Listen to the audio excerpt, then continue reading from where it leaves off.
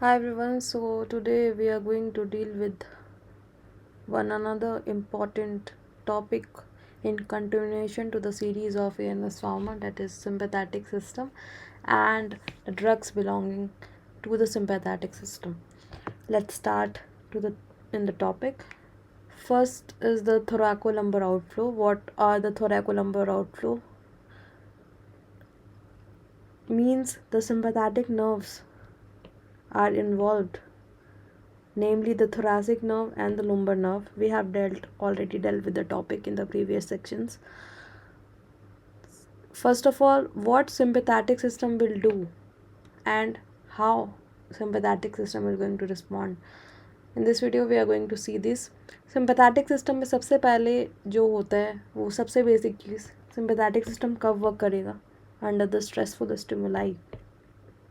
Sympathetic system को adrenergic system भी बोलते हैं, which is also named as adrenergic system, and the neurotransmitters are noradrenaline and norepinephrine. Norepinephrine का ये short form है, norepinephrine. I just going to write it over here, norepinephrine and noradrenaline, क्योंकि noradrenaline और non epinephrine इसका neuro transmitter है, इसलिए ये adrenergic system भी कहलाता है. with the exceptions, of course, pharmacology has lot of exceptions. Number one exception is sweat glands, जहाँ पर neurotransmitter होगा acetylcholine. Second is adrenal medulla, again neurotransmitter is adrenaline with, of course, some amounts of noradrenaline. Blood vessels of kidney and mesentery, where we'll see dopamine as the neurotransmitter, that is D1 mainly. हम देखेंगे कि dopamine में भी D1 D2 और भी चीज़ें होती है ना, D1 B1, ये सारी चीज़ें हम अगले लेक्चर में देखेंगे जब हम लोग दूसरा topic in continuation to NS pharma cover कर रहे होंगे. नॉर एड्रेनलिन के जो रिसेप्टर्स हैं यहाँ पर वो दो ही होते हैं, अल्फ़ा एंड बीटा. अल्फ़ा दो टाइप्स का होता है, alpha 1 and alpha 2. where further alpha 1 is sub categorized into alpha 1a and alpha 1b. Alpha 1a mostly सभी जगह प्रेजेंट है अल्फ़ा 1 में. इसको याद करने के लिए एक बहुत ही अच्छा निमोनिक है, that is probs. What are probs? Probs में PRO प्रोस्टेट का इंक्रीज करता है टोन. बी से वी हैव ब्लड वेसल्स जो कि पर्टिकुलरली अल्फ़ा 1b में प्रेजेंट है. ई से आइज जो कि मिड्रियासिस काउज कराता है in the radial muscles of iris. And seminal vesicle में प्रेजेंट है अल्फ़ा 1a, इजैकुलेशन करवाता है. स्पिंचर ऑफ यूरिनरी ब्लैडर में प्रेजेंट है alpha 1a again.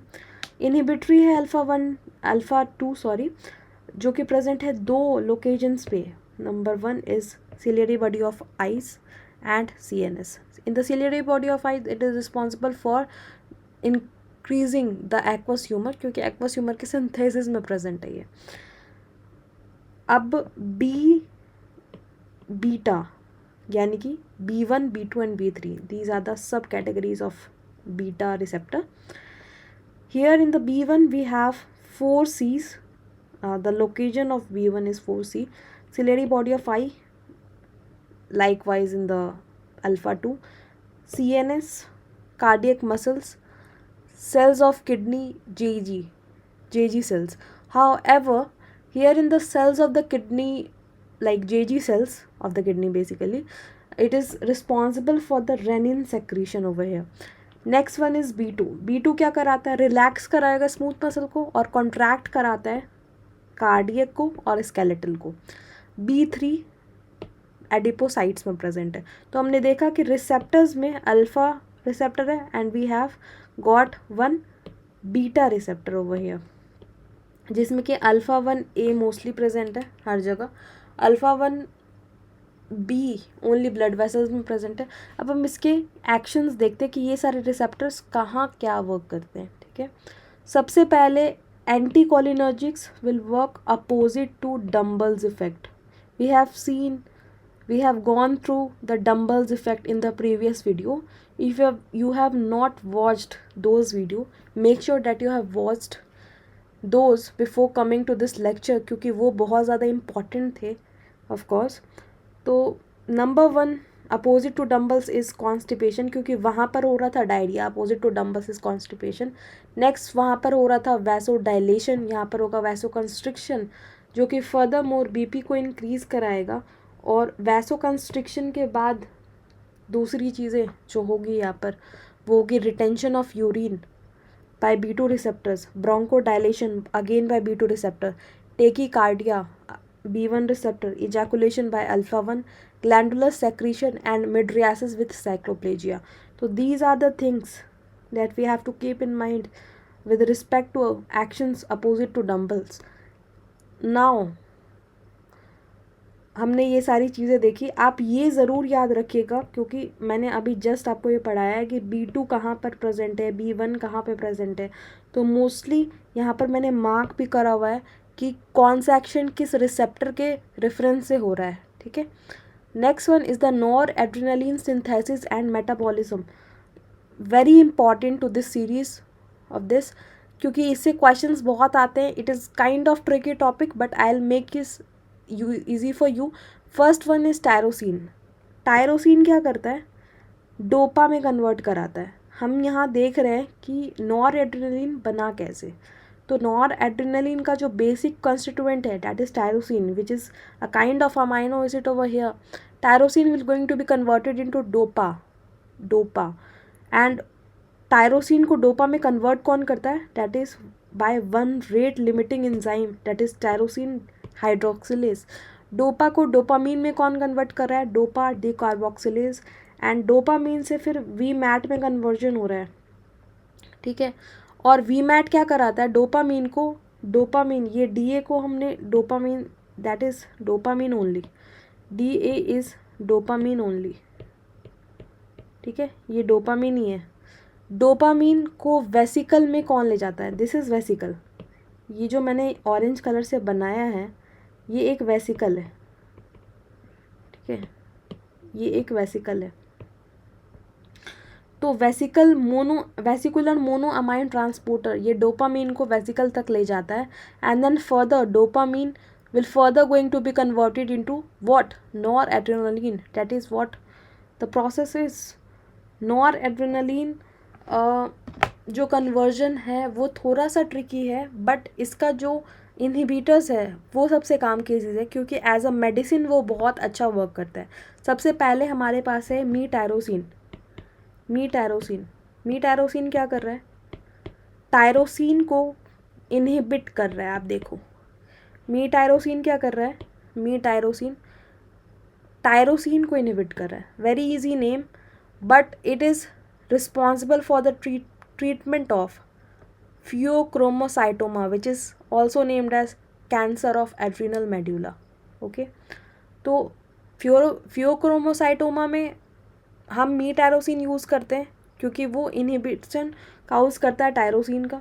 Second is dopa convert होता है डोपामीन में with the help of one enzyme named as dopa decarboxylase. इनको इनहिबिट करने वाला कार्बिडोपा है।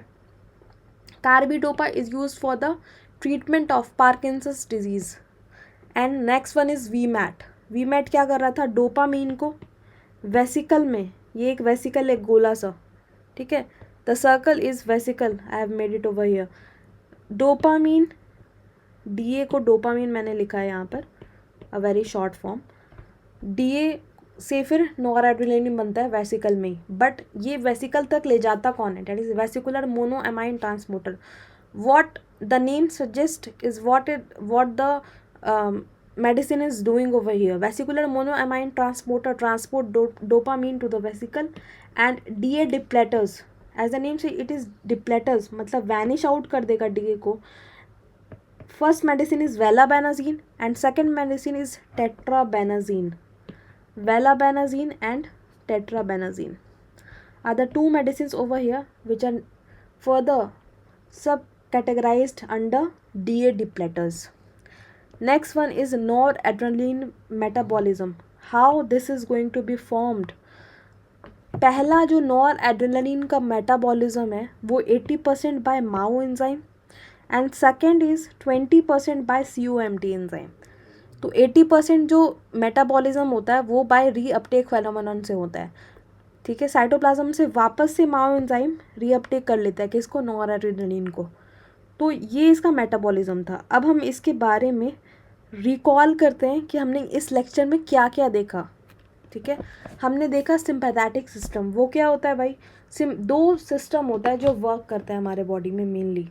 ठीक है, एएनएस के अंदर आता है, that is sympathetic system and parasympathetic system. Parasympathetic under stress काम नहीं करेगा, सिंपैथेटिक एज द नेम से इट्स सिंपैथेटिक यानी कि स्ट्रेसफुल स्टिमुलाई जब मिलेगी तभी ये वर्क करता है, अंडर द स्ट्रेसफुल स्टिमुलस। यहाँ पर जो आउटफ्लो होता है, मतलब कौन से न्यूरॉन्स वर्क करेंगे, that is thoracic nerve and lumbar nerve. तो यहाँ पर थोरैको लंबर आउटफ्लो होता है। ठीक है, number 1 is the receptors. Nor adrenaline के रिसेप्टर्स क्या क्या होते हैं, उसको देखने से पहले हमने ये देखा था कि नॉर एड्रेनलिन और नॉर एप्रिनेफ्रिन इसका न्यूरोट्रांसमीटर होता है, किसका, सिंपैथेटिक सिस्टम का। But we have got some exceptions over here, sweat glands, adrenal medulla, blood vessels of the kidney. ठीक है, next one is the noradrenaline receptors. Receptors में कौन कौन से, alpha and beta receptors.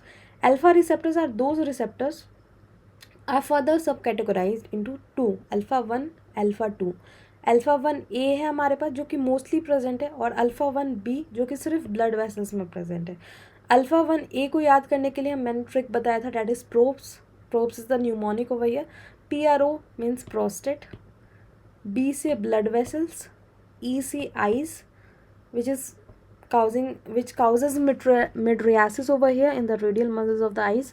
seminal vesicle जो कि ejaculation कराएगा। Sphincter of urinary bladder with S. Alpha 2 inhibitory receptors है which are present in the ciliary body of eye and the CNS।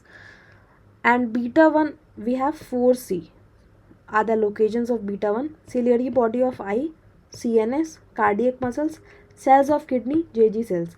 B2 all muscles को relax करता है, means smooth muscles को relax करता है। एंड जो B2 है इसके लोकेशंस भी दो हैं, क्योंकि नाम भी B2 है तो लोकेशंस तो होंगे। पहले तो रिलैक्स कर रहा है और दूसरा कॉन्ट्रैक्ट कर रहा है। कॉन्ट्रैक्ट कौन कौन से मसल्स को कराता है, ऑफकोर्स स्केलेटल को एंड कार्डियक को। B3 एडिपोसाइट्स में प्रेजेंट है। हमने देखा कि इसके एक्शंस क्या है, constipation, vasoconstriction, retention of urine, bronchodilation, tachycardia, ejaculation, glandular secretion, mydriasis with cycloplegia. Noradrenaline का हमने सिंथेसिस को देखा, टायरोसिन,